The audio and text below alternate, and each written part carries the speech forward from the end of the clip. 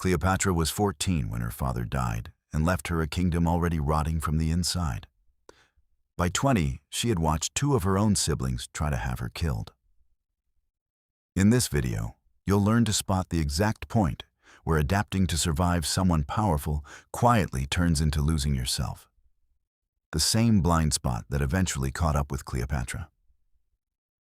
If you find this channel interesting, hit subscribe. Let's get into it. She did not grow up believing the world owed her safety. She grew up understanding that safety was never given. It was built out of whoever currently held the power to end you. And that single fact shaped a mind capable of things that should unsettle you more than they usually do. Historians frame Cleopatra's relationships with Caesar and later Mark Antony as romance, as if her power lay in beauty. That framing is comfortable, and it is wrong. What she actually did was colder than seduction. She read the exact shape of what each man needed to feel about himself, and she became that. For Caesar, an aging general far from Rome, chasing one final myth of his own greatness, she became living proof he was still the man history would remember. For Antony, a soldier who had spent his life in the shadow of a colder, more calculating rival, she became a world where pleasure and loyalty were allowed to be the same thing. This is not manipulation in the shallow sense people mean by that word. Manipulation implies faking something. What she did was more precise and more disturbing than faking.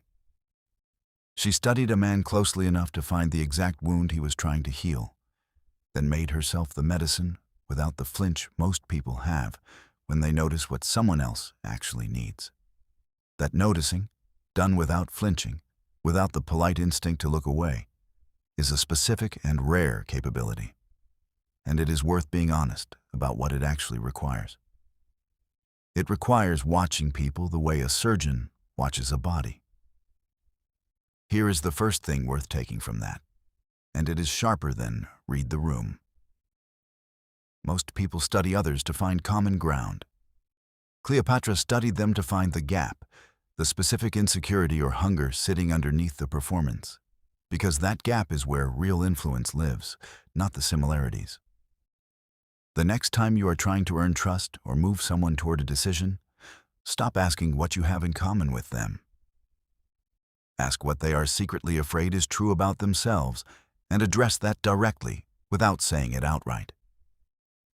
That is a harder skill to build than charm, and it is far more effective, because charm makes people like you. This makes them need you, and need is a stronger current than liking will ever be.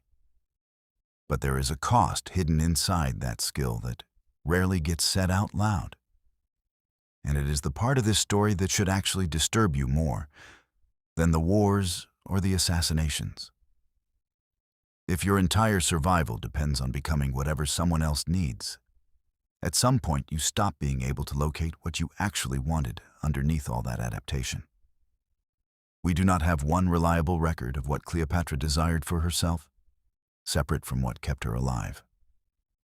Every account comes through Roman writers who needed her to be either a seductress or a warning, never a person with her own interior life.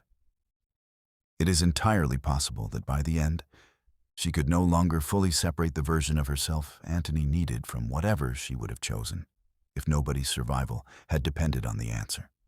Here is the second thing worth taking from that, and it should sit with you longer than the first. Adaptability is treated as an unqualified virtue everywhere, in careers, in relationships, in negotiations.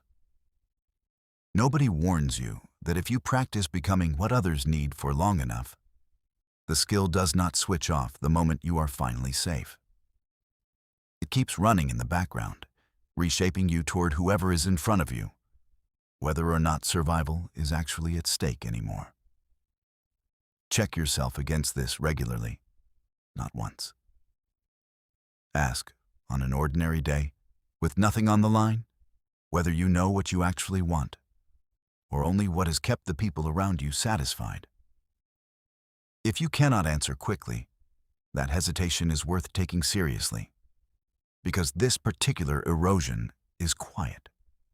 It does not announce itself the way exhaustion or burnout does.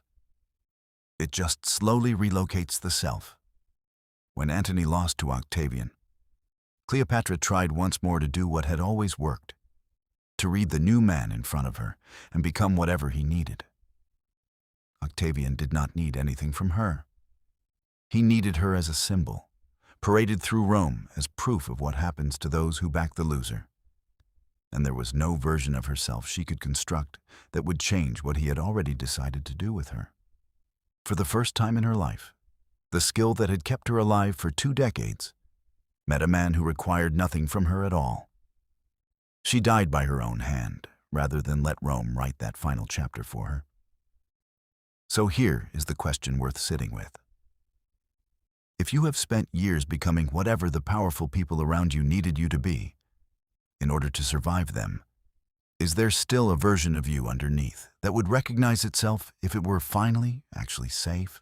Or has the adapting itself quietly become the only self that's left? Let me know what you think in the comments.